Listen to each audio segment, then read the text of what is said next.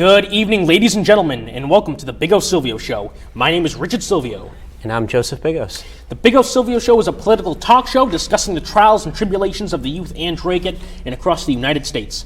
We have a very special guest tonight. We're going to talk to him in a minute. Before we do, we're going to stand up and say the Pledge of Allegiance. Yes, we are. I pledge allegiance to the flag of the United States of America and to the republic for which it stands, one nation, under God, indivisible, with liberty and justice for all. Never gets old, Richard. Never does get old, Joey. Oh, goodness. So special guest tonight, but before we get into that, you got to get to your book review. I'm so sorry, Matt. It's okay. We'll get to you in a second. So the book review tonight, we have The Last of the Doughboys, written by Richard Rubin. I'm currently halfway through this book. It's absolutely wonderful. It was written in 2003 by a journalist who, at that time, was interviewing the last surviving doughboys. You know, they were between 107 and 113 years old, so they were certainly up there. If you're interested in learning about the American side of the conflict and, what it was like for the soldier on a day-to-day basis, pick it up. Got it at, can't say where I got it. Bookstore in New Hampshire. You didn't have to wear a mask, so that was wonderful. And actually, this is a good segue. I'm all over the place tonight. Into the project, if we can zoom in on the pin on my coat, if that's possible, Ron. My little pin here, Project World War I, the Project World War I Rededication Committee. We have a thing going on in town where we are, there we go. See, World War I Rededication Committee. It's Project World War I Lest We Forget. And basically, we're trying to fix up the World War I Memorial at Hovey Square. You know, it's all stained, patinaed, and dirty. So if you'd like to donate to that, please do. You can do so by going to our Facebook page, Project World War I Lest We Forget. We have a GoFundMe on that. If you'd like to give us a check, you can email us at the show's email right there, and I will respond to you personally, and I'll get out there and get the check. So let's move into our great guest. Right here. Yes. So, hello, sir. Would you like to introduce yourself? My name is Matt Elkins. I'm the commander for the Greater Lowell Veterans Council, and I'm also a member of the Drake and American Legion. I'm the sergeant at arms over there. Yeah. So, very distinguished. And, here at the Bigos Silvio Show, we appreciate our vets, and we thank you for your service for our country. Absolutely. Thank you. And if you would like to, maybe explain, your background in the military and your service time. Okay, I was 17 years old when I signed up.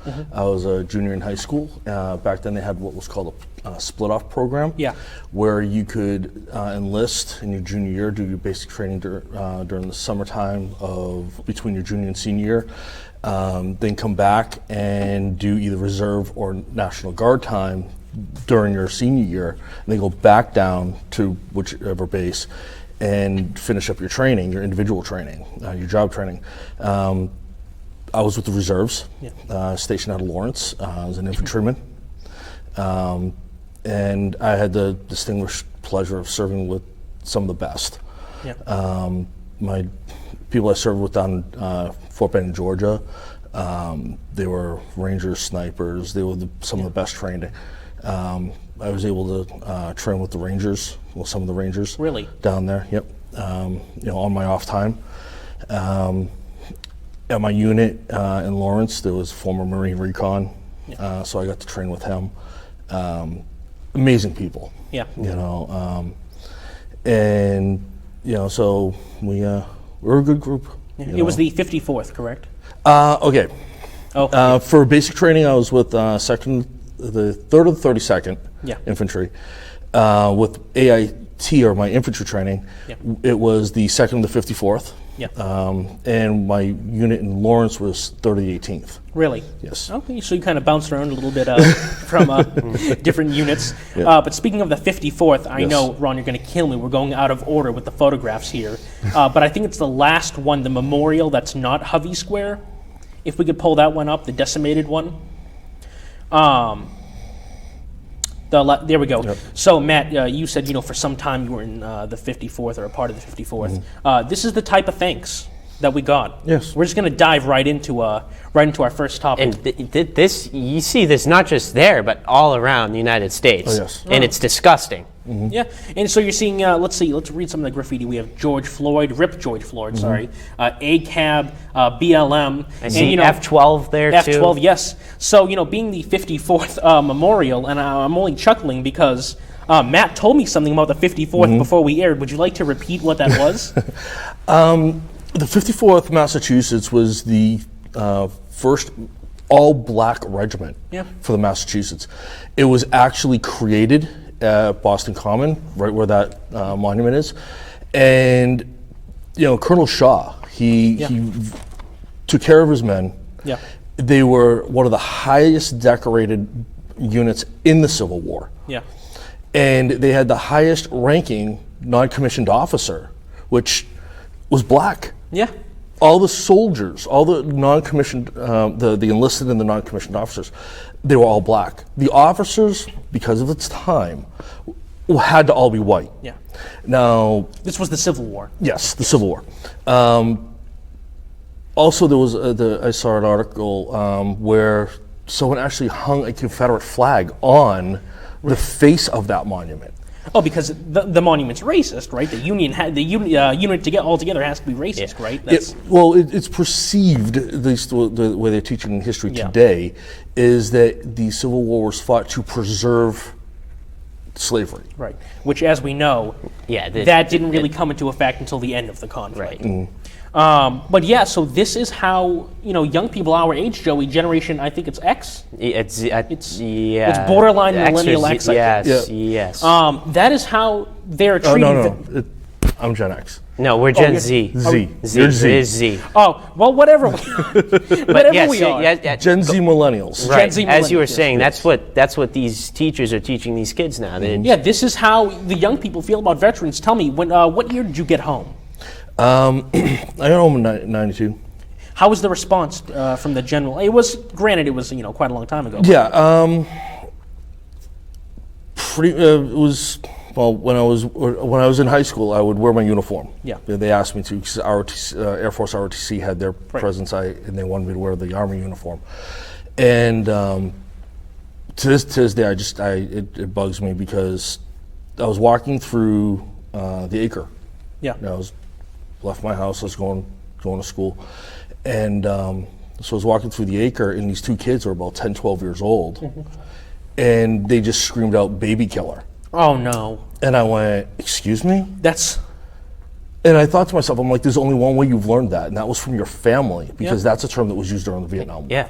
So having a reaction from that long ago, Joey, you're in college now. How is the reaction for veterans in college? How are they perceived? At least from your experience. I mean, I've only had so little experience because I haven't been on campus. So, I haven't been able to really see the treatment, but I can tell you when I was in high school, the treatment was horrible. Yeah. The treatment towards vets, the treatment towards cops, the treatment towards the people like yourself that fight for this great country that we live in. It's a privilege to live in this great country, but people take that they take that for advantage, and they don't really. And even the government takes this for advantage. If we can pull up the first photograph of one of the flags. I remember we were talking about this Monday night when I came to one of the council meetings. Just the first. Yeah, there we go.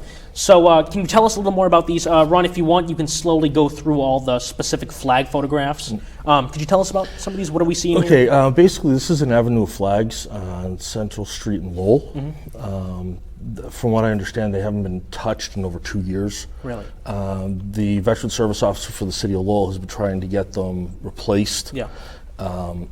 And I was just downtown. I was like, this is disgraceful. Yeah. Here comes Memorial Day. Some of the flags look like they're nothing but shreds. Yeah.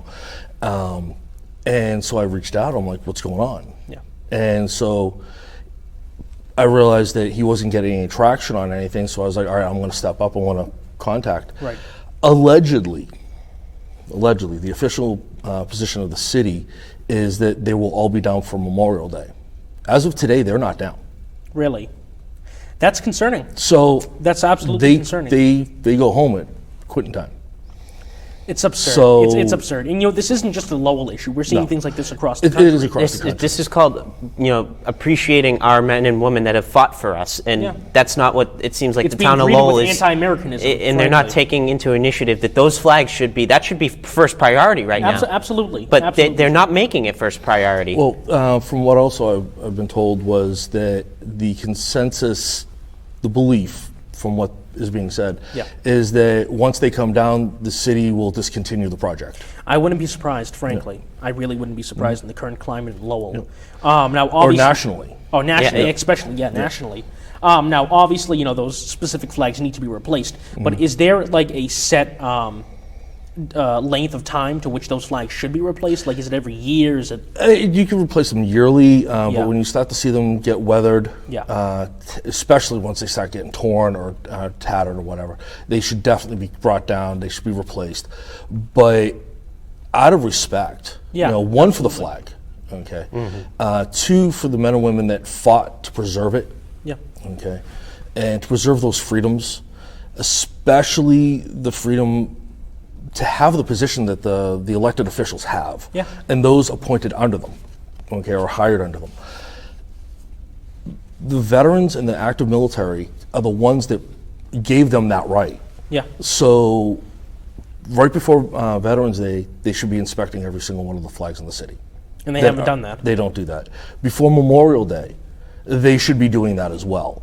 But if I can, change a little bit here. What you were talking about with how people look at things. One thing I've said since I got home is that veterans in the military are a cast out segment of society. Yeah.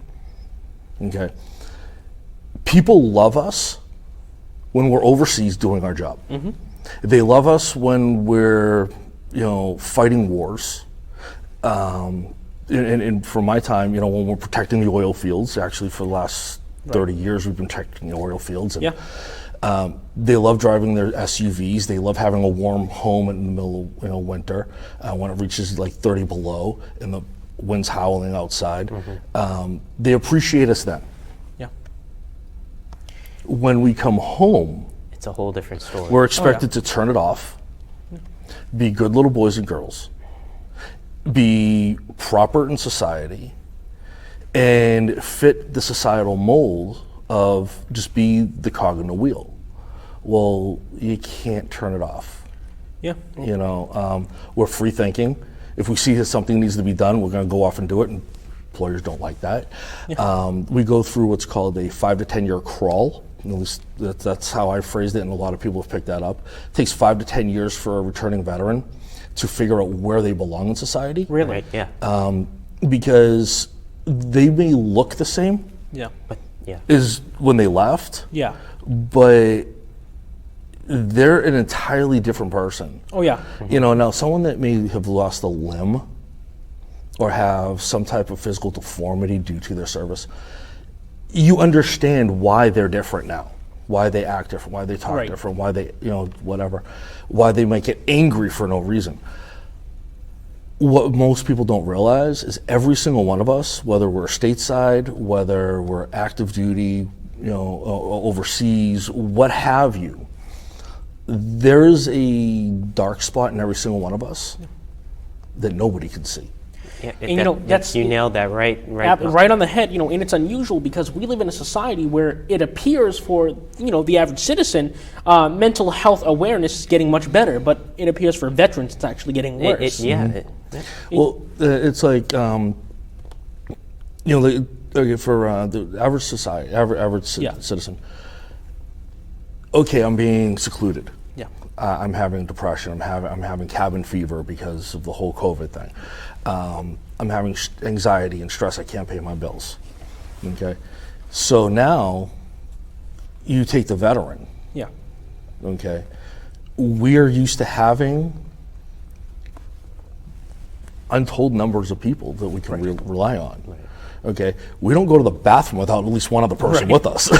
We know that if I'm having a bad day, say for example, I know I can go talk to any person in my barracks. I had 44 guys in my barracks, and I could see them. There was no walls. Right. I know I can go to them. Out here, who do we talk to? Yeah. Mom and dad. Yeah. They don't understand. My best friend. They don't understand. Yeah. So we keep it all inside, and it festers and it gets worse, and then we seclude. And when we seclude, it gets worse because now we're with our own self, our own mind. Digging a hole deeper and deeper. Exactly. Really. And so that's why it's so important for society to realize that even if we don't look it, we're hurting. Yeah. We have stuff in us that we don't want to talk about, that we should talk about, which is why the organizations are so important, because you have that camaraderie, you have that connection.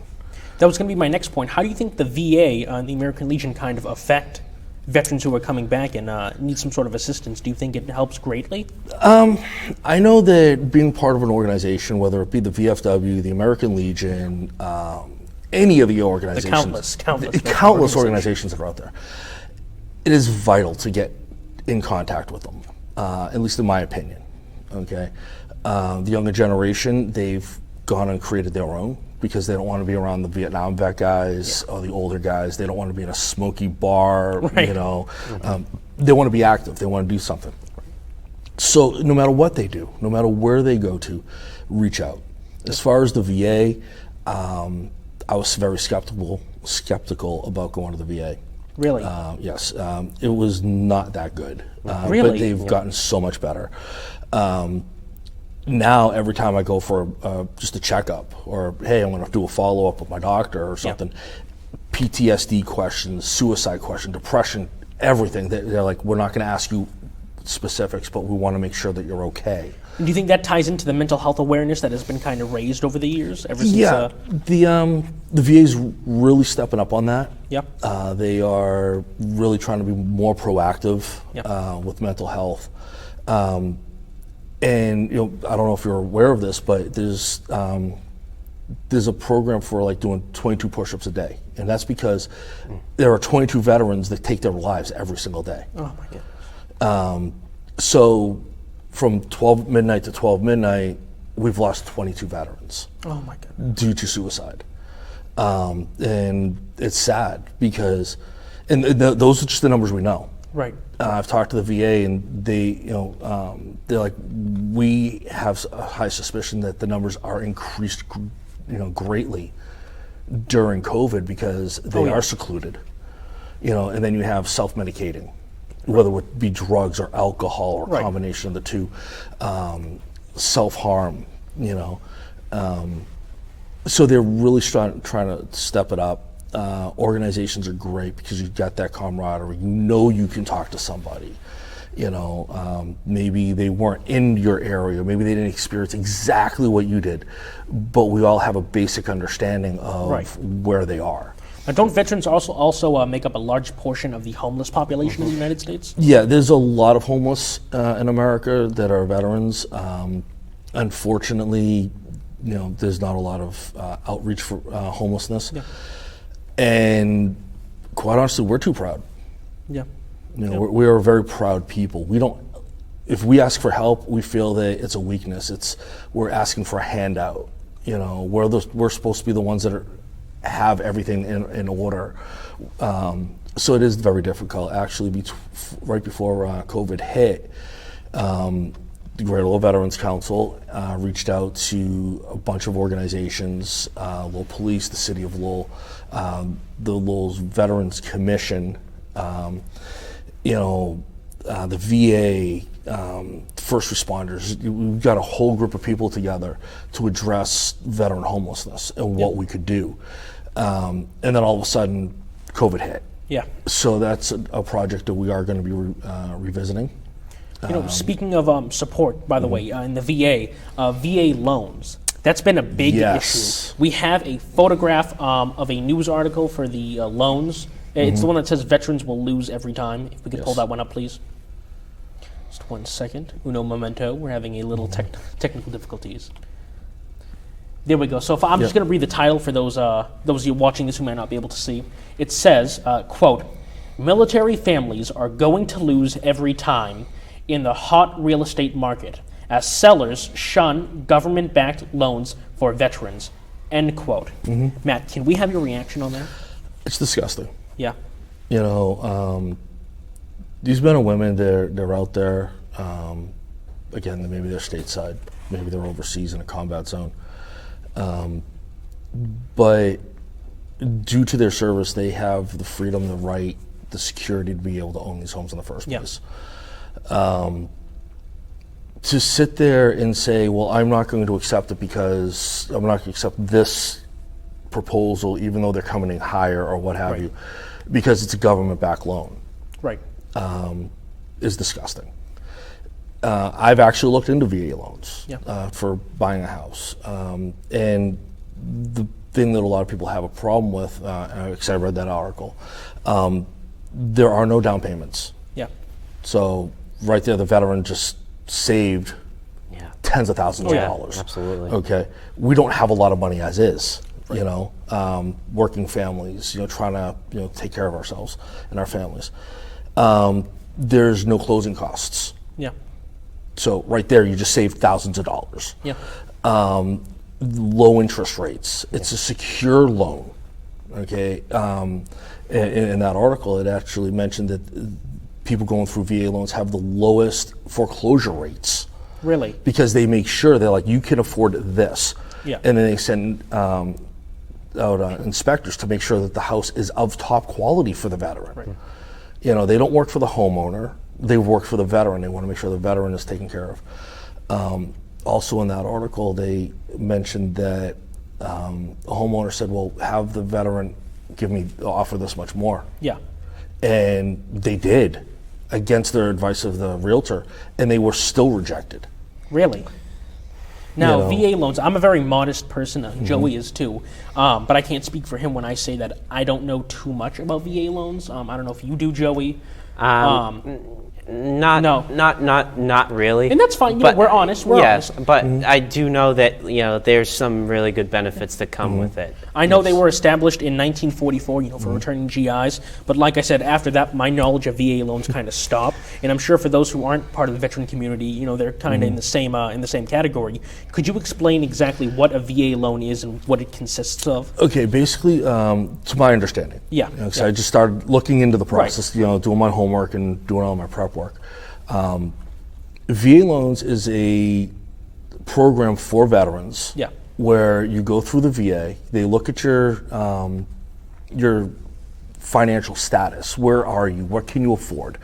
They then do whatever calculations they're going to do, and they say, okay, look, you can afford this much a month, which will allow you to own a house of this value. Because they don't want you to, you know, overstretch yourself, because then you're going to foreclose and lose your home, and you're going to be homeless. They work, again, for the veteran. You know, we're going to benefit you. We're going to work for you. And they have their own realtors. They also have realtors that work with them. They have their own inspectors. Okay, again, to make sure that the property is up to standard, and higher standard than what other inspectors might let it go. So it's basically a way of securing for the veteran an opportunity to have self-pride, self-respect. Something at the end of the day they can go, this is mine. This is my home. I'm not making someone else rich. And they deserve that. They do. And that's something that people don't quite understand too much, is what people like yourself have done for this country. And you know, you guys deserve so much better than what the government gives and how people treat veterans nowadays. It's absurd. Really, it's absurd. Now, if I'm a homeowner, you know, I'm a private homeowner selling, I don't know, $200,000 home, right? And you mentioned that the VA basically, the loans make it so you don't have to pay, you know, like the closing prices and things like that. Now, as the homeowner, do I lose out on that, or does the government make it up, or? No. Closing costs, from my understanding, is just all your paperwork and everything else. You know, the down payment is cash in your pocket. You know, the homeowner's pocket. So you're not defending the homeowner, honestly. Because I obviously agree with you. No. But just to bring up, you know, that. Well, I perfectly understand. But at the same time, the bank's going to cut the homeowner a check. For $200,000. And they go. So what's a few thousand? You know, so there was at one time when I was talking to a realtor, just happened to meet him, and I was like, I'm thinking about VA loans. Where do you stand on that? his thing was write a letter. I am a veteran. I have a family. I want to have your home to raise my family. Yeah. And however, whatever you want to phrase it in there. And he said that at that time, it was probably about a year or so ago, that he found that really started to turn homeowners. Really? It's like, all right, this person's offering me more, but this person fought for our country and they want to raise their family here. I'm going to give it to them. Right. Not to say that everyone in society is anti. Unfortunately, It is growing again. For whatever reason. Yeah. And but there are still some people that are out there. There are people that will opt to work with the veteran family. They do respect them. They do say thank you for your service. And so it is still there. Yeah. But as far as the homeowner thing, it's such, like I said, it's such a big market right now. They can name their prices. Yeah. And they want more money up front. So they go, oh, hey, I just got like $50,000 and I'm going on vacation. Right. I don't have to wait for the closing. Right. To get that check. I can do it now. Or hey, I can take this down payment that they gave me and put it towards another house. Right. So that's where they may be looking. But in the end, they're going to be getting all their money. Right. What I think a lot of it is, at least the rise for the hate or maybe not hate, but the disrespect of the veteran community is the media. I think the media really, buys into this. In fact, you sent me an article. If we can send up the headline of the other article, the "Thank you for your service" one, Ron, please. Ron's by himself today, ladies and gentlemen. So, anyways, he's doing a great job, Ron. So I'm going to quote this for those again who can't see it. Quote. Enough with America's thank you for your service culture. It's betrayal, not patriotism, end quote, and that is from the USA Today. Yes. So is this the new opinion of the American public? And that reads, if I'm reading that right, it says, now it's President Biden just became America's fourth post 9/11 war president. He now ends speeches with "May God protect our troops," which every person should be doing that. But now people aren't doing that. Oh, yeah. Well, this article is trying to make that sound like a bad thing. Right. That he's doing that. So, as you can see, ladies and gentlemen, there is, like you said, Matt, a huge rise in the country in anti-veteranism. I don't know if that is what you would call it, but there is real hate for veterans in America, and frankly, I don't get it. I think a lot of it has to do with what they're teaching kids in school, too. Yeah. Because now you have these things like the 1619 Project, which teaches that obviously you have that in critical race theory, which critical race theory teaches kids to hate this country, and 1619 Project says that slavery made America rich, which that's just false. I mean, it's absurd. And Joe, I'm very happy you mentioned the 1619 Project and critical race theory, because if you don't mind getting into it, I think you told me of an instance with your children where you experienced some of this. I don't know if you call it the critical race theory, but would you? And I believe you said it happened when your children were graduating or moving on from the second grade. Yeah. What exactly happened? If you don't mind telling me. My kids are down in Dorchester. Yeah. And when my son was graduating from second grade, I went down, and I was like, okay, cool, whatever, graduate from second grade. Okay, I guess it's a milestone now. But hey, I'm proud of the kid, I'm going to be there for him.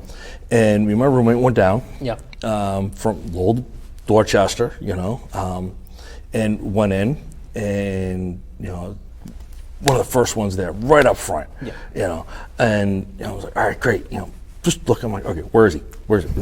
Don't care about the other stuff. Right. And they said, now it's a packed house, starting to bring everyone in. They said, please stand for the national anthem. Yeah. Okay, I hear that. I stand at attention. Yeah. My roommate, stood up. I'm ready to snap the salute.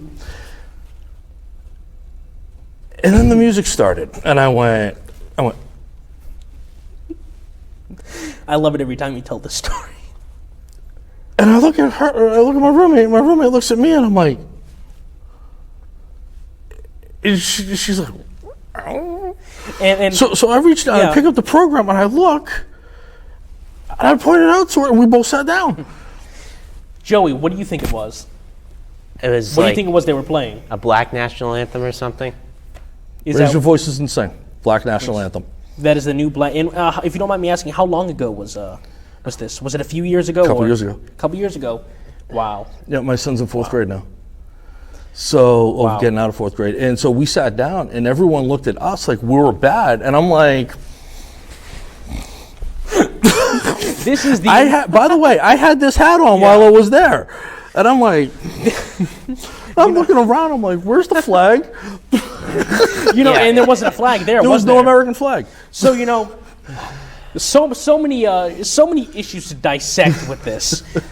First of all, the most obvious, there's no American flag. Right. That's so if you're standing up for the national anthem, what are you looking at? The thing is, everyone else was singing. They were singing. Everyone knew the words. Everyone in the room was singing this, and I'm like, I pull out my phone. I'm like, Black National. What? Huh? I'll read that later. So now, and they didn't even. Did they address it as the Black National Anthem, or just the national anthem? The national anthem. And did you? So it actually took me 2 years to convince my children, because my children actually sat there and went, "Daddy, why do we have a different national anthem?" I went, "You don't. You're an American. There's only one."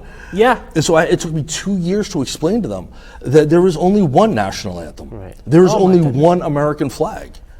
Right. And they were confused.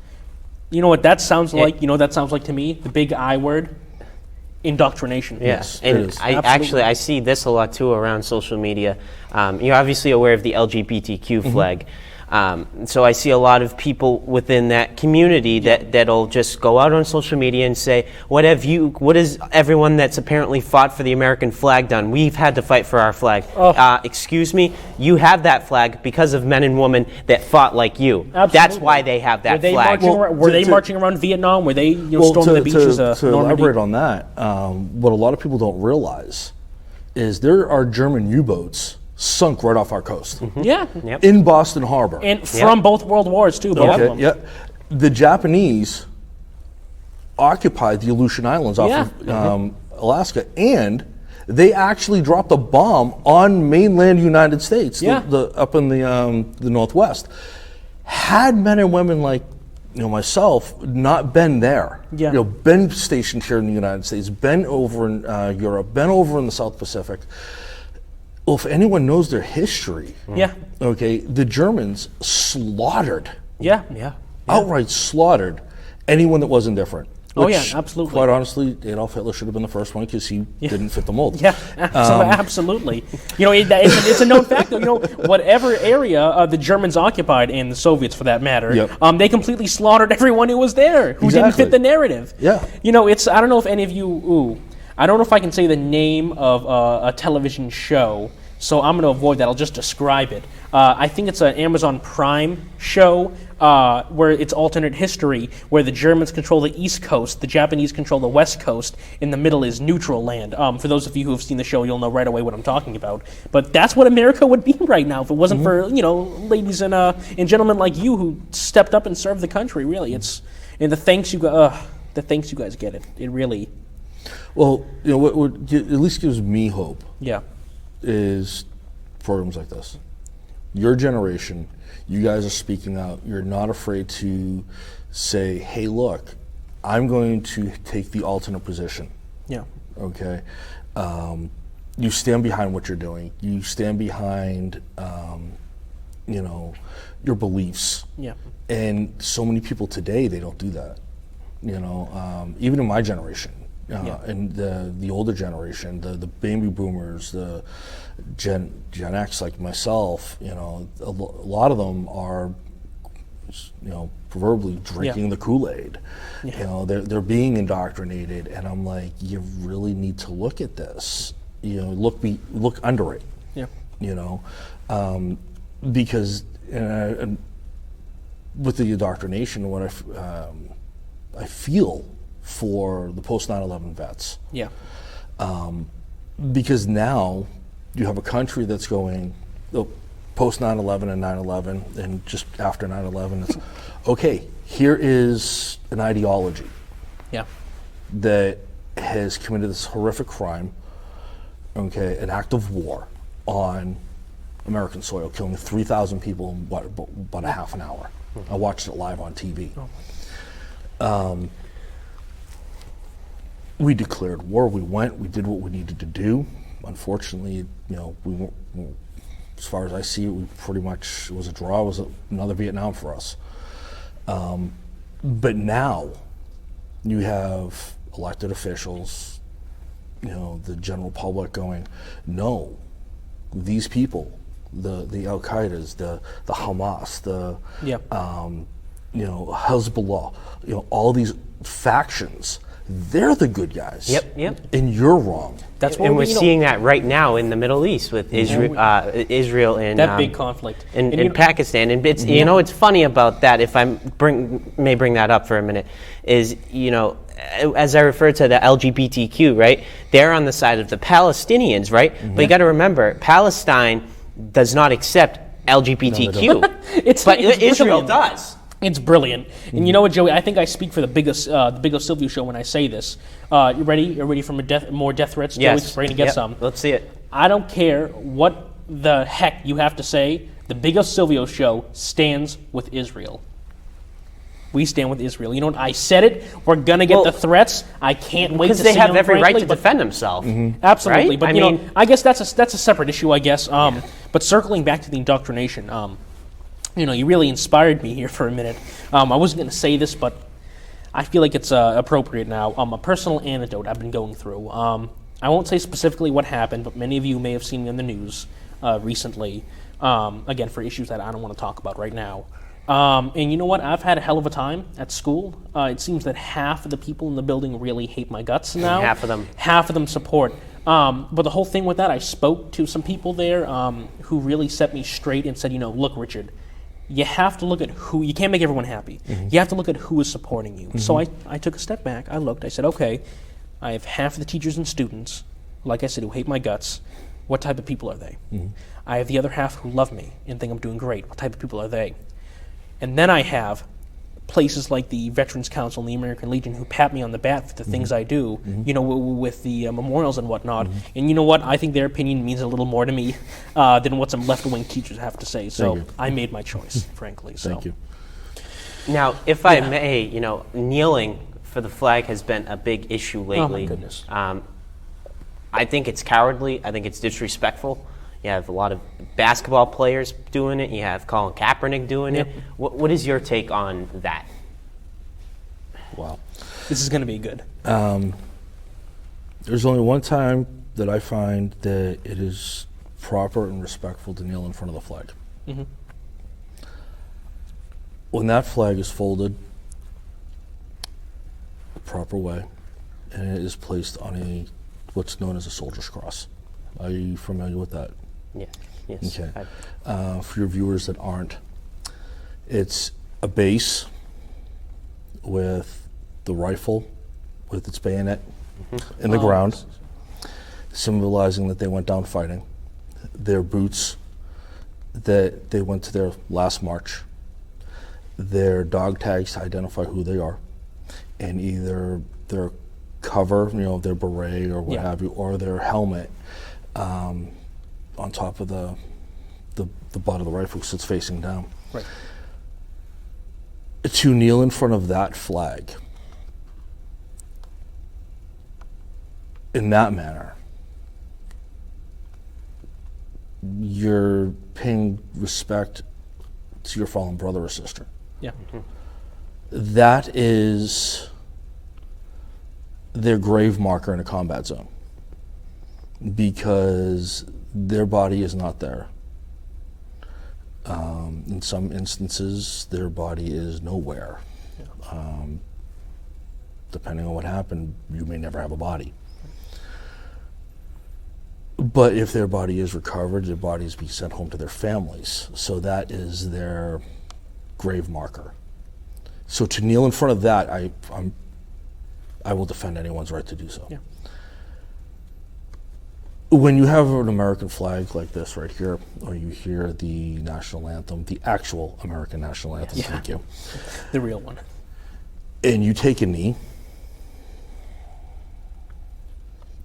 it is one of the highest levels of disrespect and disgust that you could actually portray. But unfortunately, and here's the kicker, since 1776, we have defended their right to do it. Yeah. At the end of the day, that's what it comes down to, you know. They're showing disrespect to that and everything that it stands for, and the men and women that defended it.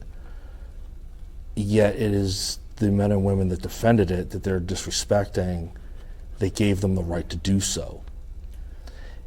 If history was different, if Nazi Germany did take over the United States, if Imperial Japan took over the United States, if Soviet Russia took over the United States, they would have been shot at sight for doing what they're doing. Yep. Yeah. So it's a double-edged sword. Yeah. We gave them their right to do it, though I personally don't think they have a right to do it because they, Yeah. you know, It's a loop, really. yeah, it's unfortunate, but I see it and it's absolutely disgusting. Yeah, it is. It's a bunch of privileged kids on both ends of the aisle who just think they're standing for some social cause, but really. And then a lot of the time I'll see them kneel with a hand up. And you know what really blows me away with that, Joey, and Matt for that matter, you know, they say they're forming these social movements to make America better because they love America. To make it more racially equal or whatever they say. equity, whatever the words So, they use. but if you love the United States and you want to make it better, why are you kneeling for its You're just anthem? creating more division. If you love the country, Well, if you love the country, put on a uniform. yeah. You know, I actually have a shirt where it's a silhouette of a soldier against the flag, and it says, "This is how an American kneels." Yeah. So my kids ask me, "Daddy, what does that mean?" And I explain to them that there are people that are kneeling, and my kids, my son just turned 10. Well, how do you tell them, that type of... Well, they're very interested in like what's going on. Yeah. My son's like, "Daddy, I want to be a soldier like you." I'm like, "Yeah, you want to be like me? Go to college." Skip that part.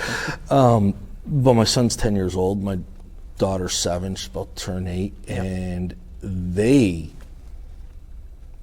are against this movement Good. that you see today. I have raised them to, when they see a police officer or a first responder, be safe. Tell someone that's wearing a cap, thank you for your service. A uniform, someone's in uniform from the military, thank you for your service. My kids will sit there and they'll try to salute, as little kids do. But if you love the country, work for the country, don't divide the country. You want to defend the rights of this country, put on a uniform.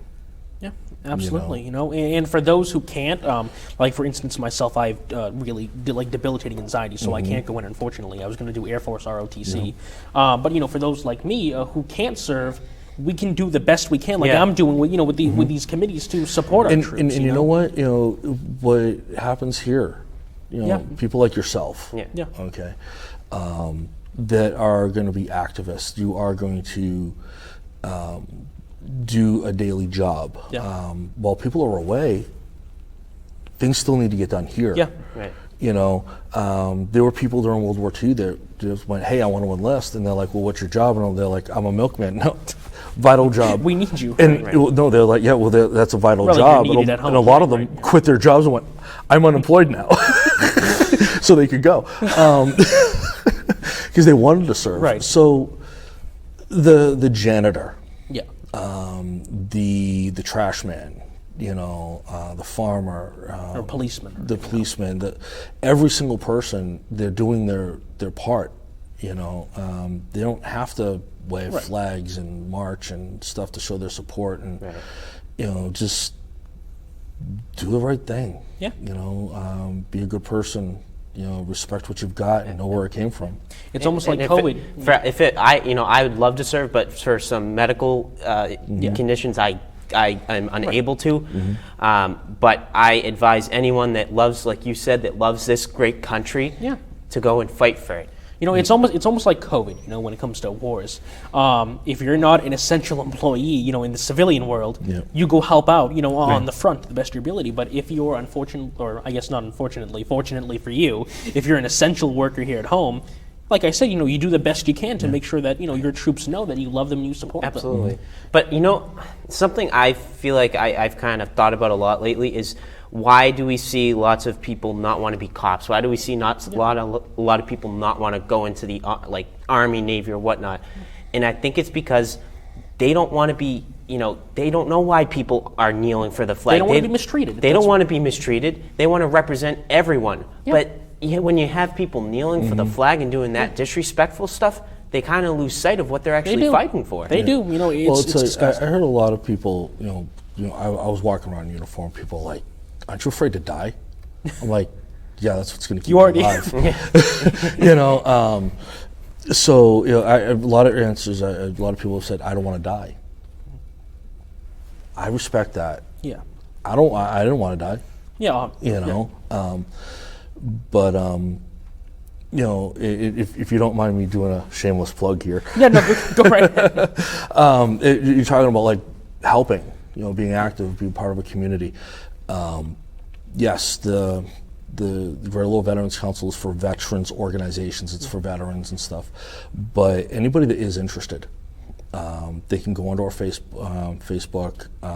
It's Lowell Vets, or just Google Greater Lowell Veterans Council, and we do have a volunteer corps. Yeah. It's made up of ex-military, civilians, military families.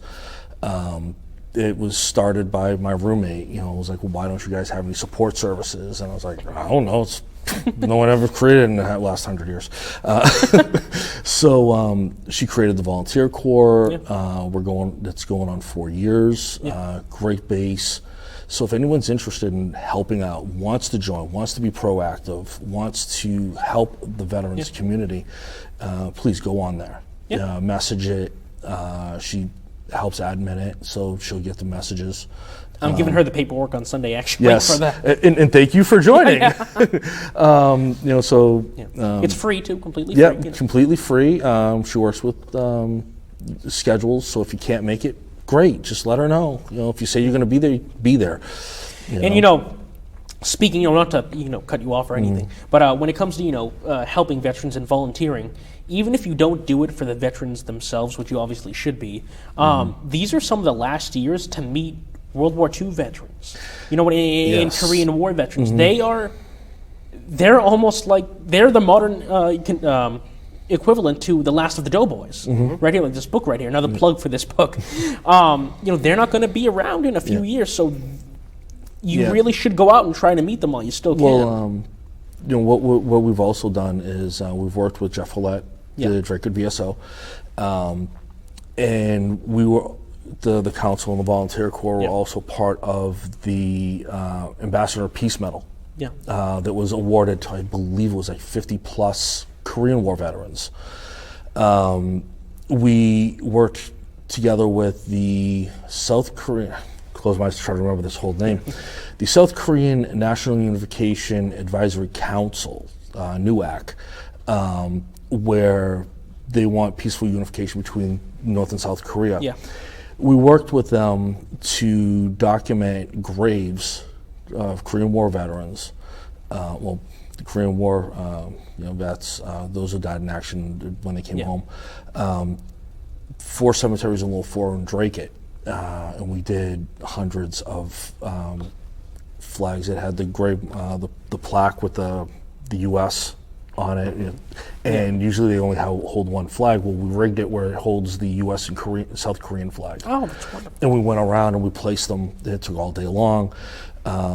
So that's one way we're looking to expand that project. So you're right, World War II, Korean War veterans. Korean War is actually considered a forgotten war. It is, because it was sandwiched right between World War II and Vietnam. So definitely your World War II veterans, your Korean War veterans, thank them.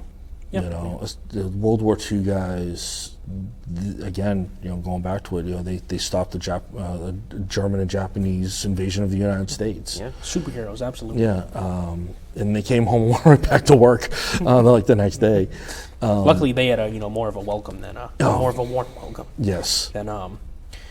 But you know what? That's just It's sad, and we've seen throughout history, like you said, with the South Korean government, trying to find the surviving members, for the services and whatnot. Same thing. We've seen the U.S. military do a number of things, from saving us from communist regime, saving us from fascism, and all this and that, extremism altogether. But especially Joey, though, with the South Korean government, and especially the French government around 2003 with the World War I guys. They're trying to go out and honor those Americans, who fought for their freedom. Yet it seems that foreign governments are honoring American veterans more than the American government. What's wrong here? What am I not understanding? Maybe they're putting something in the water that just isn't affecting the rest of us. Yeah. It's really. I don't know. You really don't. At least I don't really see this issue with other countries around the world. It seems that pretty much every other country respects its veterans and understands. And they seem to respect their flag too. Yeah. Well, this is probably going to make you both ill. Oh boy. I had an opportunity to live in Cambodia for a while. Oh goodness. I lived there off and on over a few years, and I actually mentioned this on Veterans Day one year. I saw the mobilization of Cambodian troops to the Thai border when they were shooting back and forth a few years back. Country's still riddled with landmines, and Are they still communist, Cambodia? They're democratic with elections. Oh yes. The president is a communist that believes in a dictatorial regime, and he was a lieutenant in the Khmer Rouge. You figure out what their government is. Okay, but go on. Yes, go on. Now, what I learned when I was living there, that if you serve in the military, regardless of how long you've served, regardless of your rank, regardless of any combat action, you get out with their version of their DD-214, your discharge. You go down to their veteran service, and you hand it to them. Okay, we'll do that here. Yeah. Quick contrast. Here, might as well, a lot of times just slam your head up against a brick wall and hope for the best. Over there, $5,000 value on a home. If you don't want that home in the city, and you wish to be more in the capital, and you wish to be more countryside or one of the smaller cities or villages or what have you, they will have a representative go. They will get the land for you. They will make sure that the house is built for you, up to and including $5,000. You then get a monthly stipend depending on your rank. If you have family, you are given money to help take care of your family. This is a poor third world developing nation, where you spend $10 on a meal and you eat like a king. Right. So that should give you an idea of what $5,000 will buy you. So now, why are communist countries taking care of their veterans better than we are? Yep. That's disgusting. You know what? It used to be the other way around. It used to be the Soviets who were known to treat their soldiers, horrifically. But now you don't know. Nah. Now after the way that U.S. troops were treated at the Capitol, during the protest a while back, you don't know. I don't know anymore. Really, I've been losing faith. I don't get it. It's sad. It's really sad, and it's like, it is. And it keeps on happening, and it's like, when do we start to see this? People coming together. When you start seeing people appreciating what the men and women do for us in blue, in military uniforms, the people have just gone wacko. Yeah, no, it's absolutely true. Whether you're, I don't think they have the wax anymore. I think that's they don't have the women's Abercrombie anymore. It's fully integrated. Right. But whether you're in a, I bet some people are saying "darn" out there, but not me. No, but seriously, whether you're in a skirt, whether you're in pants, whether you're in combat boots, whether you're in an Air Force uniform or the beautiful new Army dress pinks they used to call them, I know. That's a throwback to World War II. Yeah. I love them. Classic. They're beautiful. But no matter what uniform you're in, if you serve this country, you deserve our respect. Thank you. You know what I mean? That's what it comes down to at the end of the day. I'm sorry that this hasn't been a very joyful or cheerful episode. It was a serious topic. It was a sentimental episode. It was Memorial needed. Day coming up. Yeah, yes. Absolutely, Joey. Is absolutely needed. So, and we appreciate, Matt, you for coming on. And again, we here at the Bigos Silvio Show thank you for your service for our country. We support the Lowell Veterans Council, obviously. Anytime, just let me know. Now we have about 2.5 minutes left. Is there anything else we didn't get to that you'd like to bring up? Maybe Sunday's services, if you'd like to talk about that. The Greater Lowell Veterans Council is doing 2 services on Sunday. At 10 o'clock in the morning, we're going to be at Ladd Whitney in front of Lowell City Hall. What we do there is we read off the names of those who have died of the member organizations in the last year. Quick note, the Ladd Whitney Monument is not just a monument, it's actually engraved for Ladd and Whitney. They were the first casualties of the Civil War and the Baltimore riots. A little history lesson there. Then at 11 o'clock, we're going to be at the Lowell Memorial Auditorium, which its grounds and the building itself is a monument to veterans. So at 11 o'clock, we're going to have our main observation, where we're going to, you're going to be one of our speakers. Yeah, I'm going to give a little speech there, so if you want to see me in the flesh, feel free to. It is going to be covered by Drake Access. Yes, Bob and Gay are coming down. We're going to be, hopefully get on WCAP, but it is free.